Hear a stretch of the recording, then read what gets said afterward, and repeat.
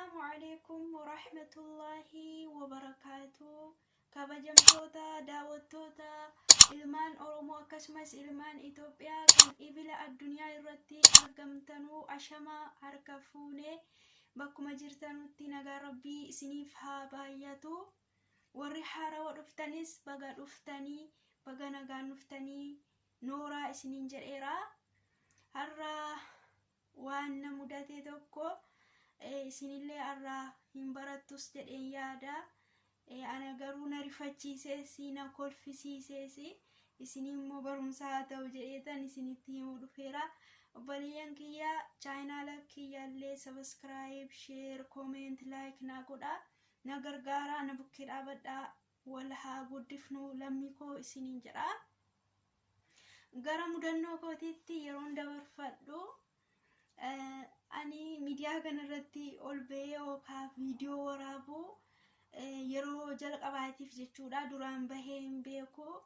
Akkam bahees immoo warra bira hojjedhuttis hin himne, himuus immoo hin barbaanneen ture.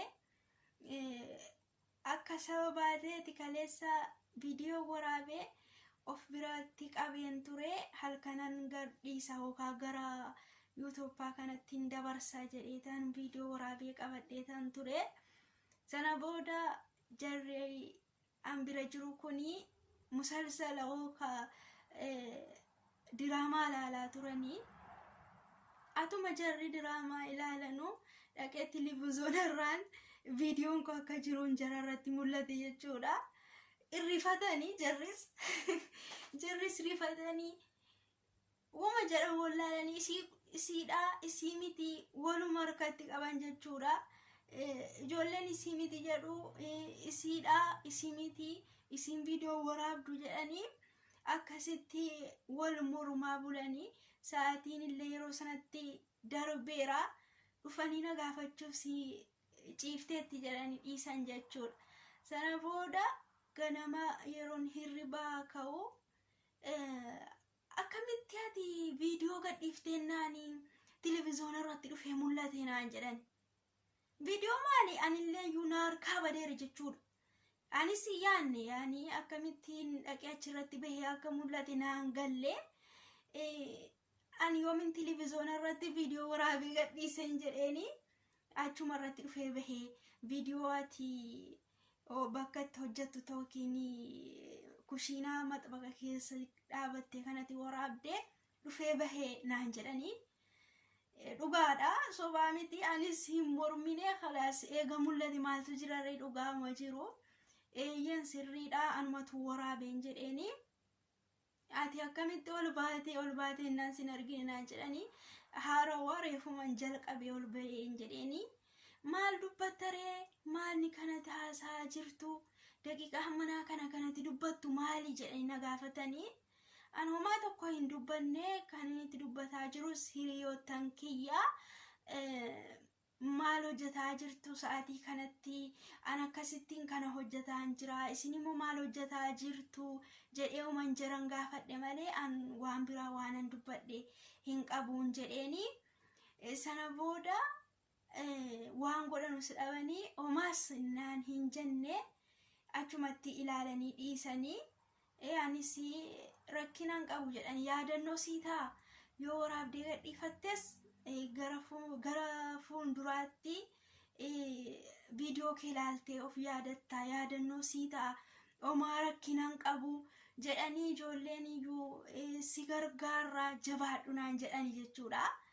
An yeroo isin dhuftee akkasitti na gaafatu rifadheen ture. Booda immoo na kolfisiise jechuudha dubbiin suni. Haa ta'uyyuu malee ana waan an hin jennesi an wantan dubbadhe akkuma isin dhageessan sana badii hin qabu yookaan jaran narrabsinee maqaa jaraa naasofnee kanaaf wannaan anis ofitti amanee tanan dubbadhe waa tokko waan itti sodaadhu yookaan waan itti naqaanfachiisus waan itti rakkoon irratti uuma jedhus hin qabu jechuudha viidiyoo sana keessatti. Obboleeyyan kiyya asirraan ergaa wantaan isinii dabarsuu barbaadu mana jaraa keessallee jechuudha. Warri akka kootiin mana arabaa keessa hojjettanu mana jaraa keessa deemtanii viidiyoo hin waraabina. Waan maqaa jira hoka arraba hin arrabsina yeroo ammaa akkuma beekamu teknooloojiin babal'ateera keessattuu immoo warri akka kan kootii intarneeta manaatti fayyadamtanu kan jiraatiin walitti hidhattanii fayyadamtanu wanti isin bilbila keessan irratti gootan wanti viidiyoos ta'e waan hin taane viidiyoo adda addaallee banattanii kan isin ilaaltanu waan walitti jiruudhaaf dhaqee achirratti bahee nama qaanfachiisa sana bira darbeeyyuu dalagaa namaarratti gufuu namatti ta'uu danda'a warri nu bira hojjennu kuni tokko namni gaariinis hin jiru namni hamaanis hin jiru kanaafiyyuu of eeggachuun barbaachisaadha waan goonu tokkoon isaa irratti of eeggataa ofitti amantanii jechuudha kun rakkoo natti hin fidu yoon godhes jettanii